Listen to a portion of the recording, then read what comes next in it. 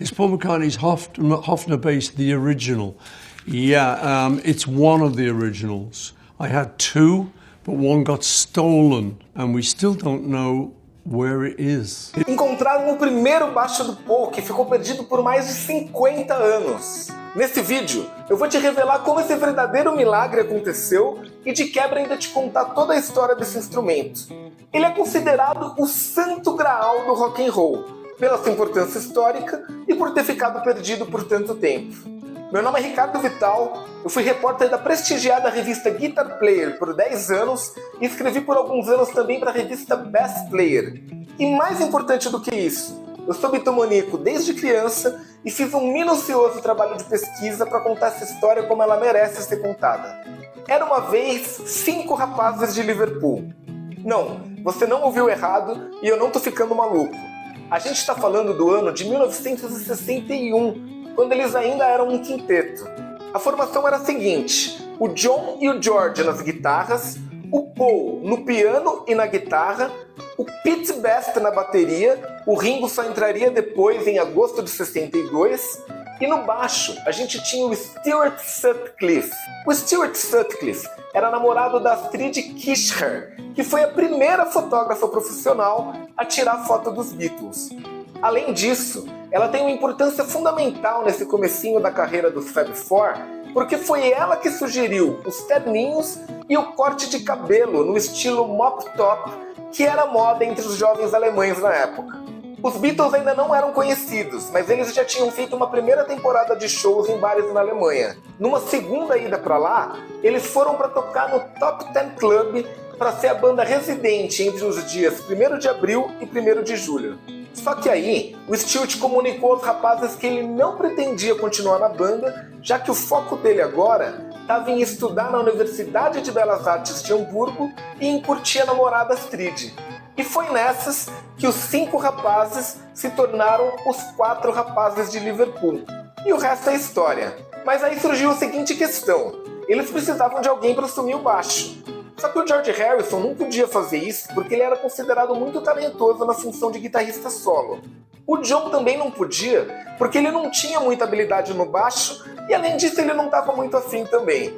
E aí a missão acabou sendo confiada ao Paul, que aceitou ela com muito prazer. Só tinha um problema: ele ainda não tinha o instrumento.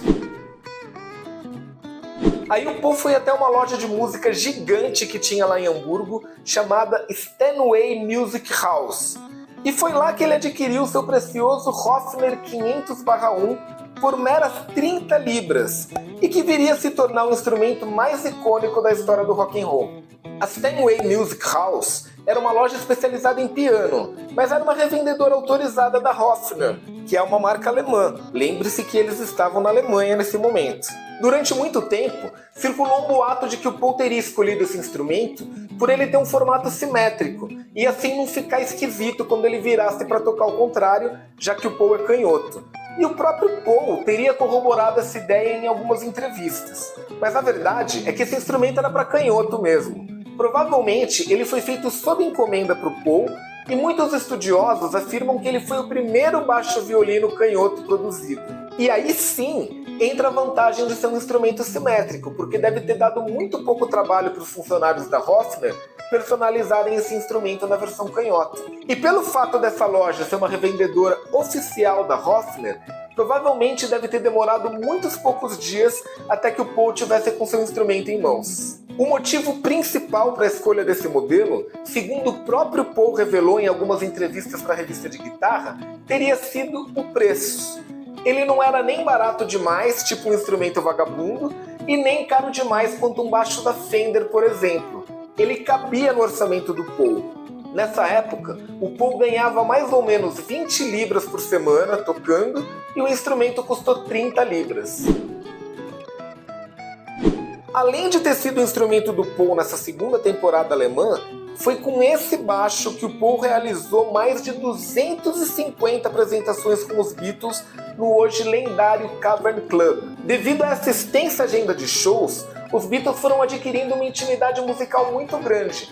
Muita gente considera essa fase como uma fase de incubadora para toda a genialidade que os Beatles iriam demonstrar depois em estúdio. Foi esse instrumento que o Paul utilizou para tocar em todos os primeiros singles e nos 2 primeiros discos dos Beatles.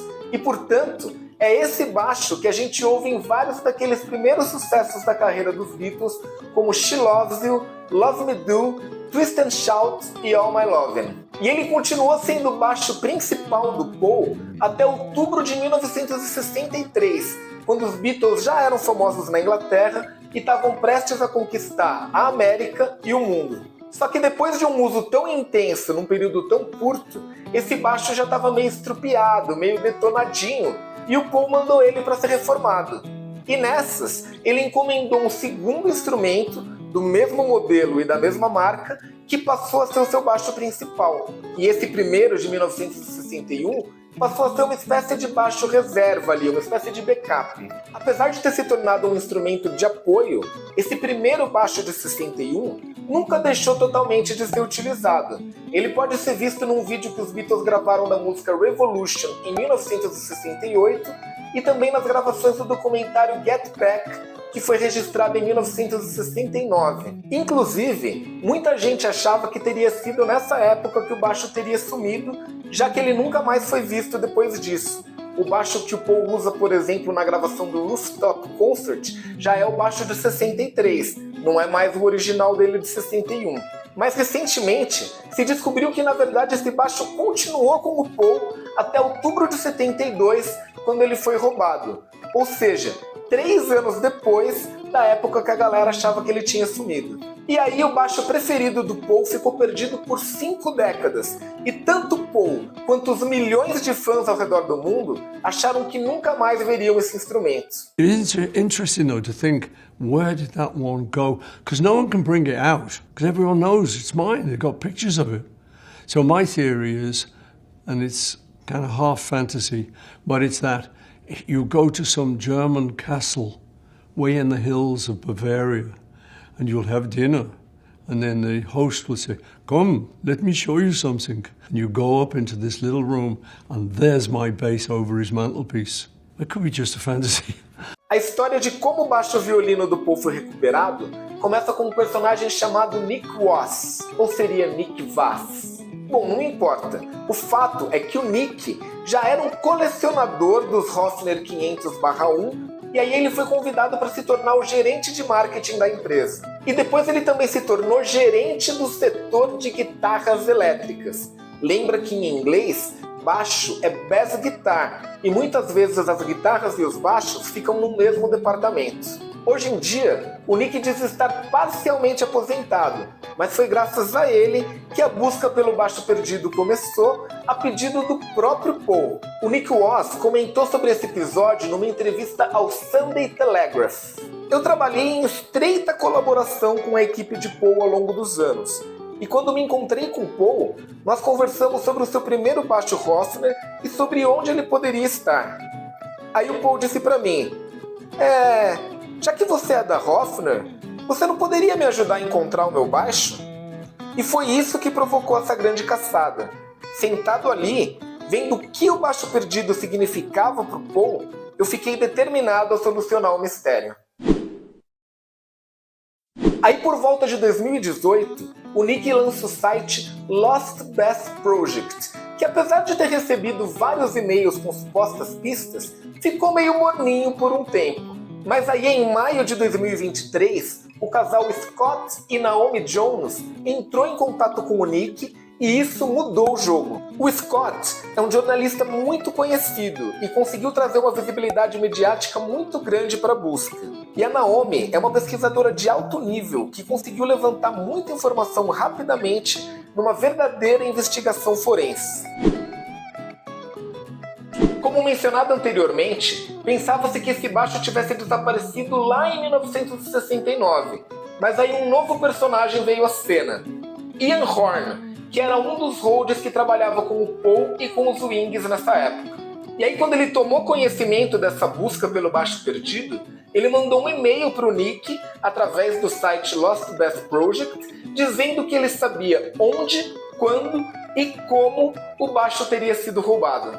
E aí ele contou que ele e o Trevor Jones, que já é falecido, tinha um caminhão daqueles de 3 toneladas para transportar o equipamento do Paul de um lado para o outro.